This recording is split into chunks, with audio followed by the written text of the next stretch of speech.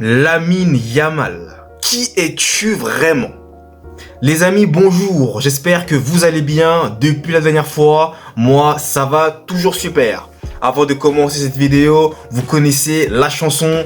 N'hésitez pas à liker, à vous abonner et surtout, le plus important, à vous abonner à ma chaîne YouTube pour ne manquer aucune notification. Merci à vous du soutien que vous me procurez au quotidien. Ça fait extrêmement plaisir. Les amis, aujourd'hui, on va revenir sur la Liga pour débriefer le match qui a opposé le Barça à Majorque avec un score final de 1-0 en faveur du FC Barcelone. Les amis, on va avoir plus de temps et on va y aller. Déjà, première chose, faut savoir que entre le Barça et Majorque, c'était plutôt, on va dire, un peu 50-50 dans le sens où, par moment, le Barça reprenait un petit peu l'ascendant avec beaucoup d'opportunités, beaucoup de situations dangereuses. Mais de l'autre côté, Majorque aussi avait des opportunités et aurait pu même marquer des buts. Malheureusement, Majorque a été très imprécis devant les 30 derniers mètres. Et le Barça également a d'ailleurs bénéficié d'un penalty lorsque Rafinha a été fauché irrégulièrement de la phase de réparation, qui a d'ailleurs été loupé par Gundogan. Mais cela n'a pas empêché qu'en seconde mi-temps, les amis, quand vous avez un magicien de 16 ans au nom de Lamine Yamal, eh bien, vous pouvez à tout moment faire basculer la rencontre et remporter un match qui était, on va dire, à deux doigts de ne pas être gagné, voire d'être perdu. Donc les amis, Lamine Yamal, pour se concentrer sur lui, ce type n'est pas humain, il n'est pas normal. Les amis, il est pas comme les autres. Voilà ce que je dirais. Lamine Yamal n'est pas comme les autres.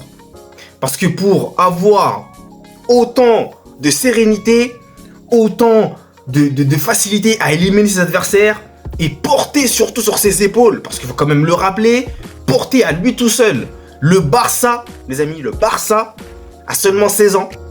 Parce que oui, on va commencer à me dire, oui, mais je l'ai bien dit d'ailleurs moi aussi, ne me parlez pas d'âge, patati patata, mais il faut quand même le rappeler. C'est quand même un fait important. À son âge, faire preuve d'une aussi grande maturité et parvenir à faire gagner son équipe, franchement, je tire mon chapeau. Lamine Yamal, c'est plus qu'un crack, les amis. C'est vraiment un génie. Son pied gauche, incroyable le but qu'il nous met. Incroyable, le gardien battu, qui ne peut même pas bouger et qui ne peut que constater les dégâts du pied gauche en or du maestro Lamine Yamal. Là, les amis, il nous fait rappeler qui? Eh bah oui, un autre génie, un autre numéro 10, qui est une légende. Vous savez de qui je parle? Messi, bien entendu. Eh bah oui, j'ai cru voir du Messi, là, en l'espace de quelques instants, là. J'ai été un peu nostalgique, les amis. C'était impressionnant.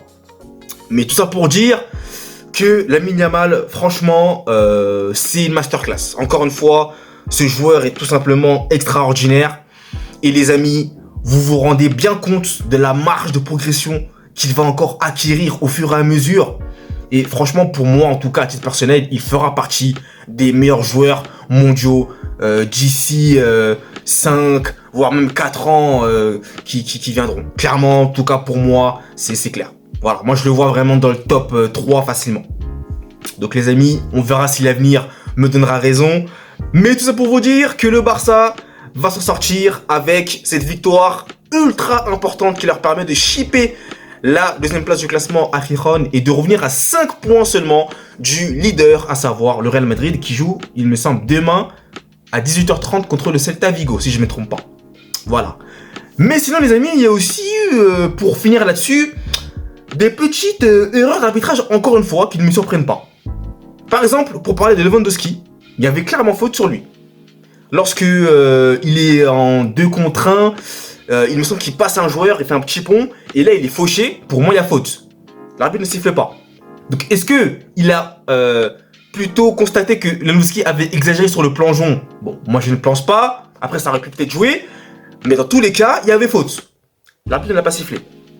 Donc là aussi les amis, ça pose quand même interrogation. Voilà, l'arbitrage en ce moment est assez problématique. Et les fautes aussi sur Lamine Yamal également. Il a une grossière quand même qui devait être sifflée et qui n'a pas été sifflée. Parce qu'il aurait pu se tordre la cheville littéralement. J'ai même vu que la cheville elle avait un peu tourné. j'étais pas très serein, mais fort heureusement, visiblement, ça a l'air d'aller pour Yamal. Donc là aussi, encore une fois, une chose qui n'a pas été sifflée par l'arbitrage, mais comme qu'est-ce que vous voulez, qu'est-ce que vous voulez, les amis? Comme je vous dis, en ce moment, l'arbitrage en Liga est totalement catastrophique et ça continue encore de perdurer malencontreusement. Donc voilà. Donc sinon, pour conclure de manière définitive cette fois-ci, le Barça est à 5 points du Real et donc le Real Madrid doit s'imposer pour reprendre 8 points d'avance sur le Barça. Et Lamine Yamal est un génie. Les amis, c'est donc la fin de cette vidéo. Merci à vous de l'avoir suivi et nous, on se retrouve très vite pour de nouvelles vidéos. Allez, peace!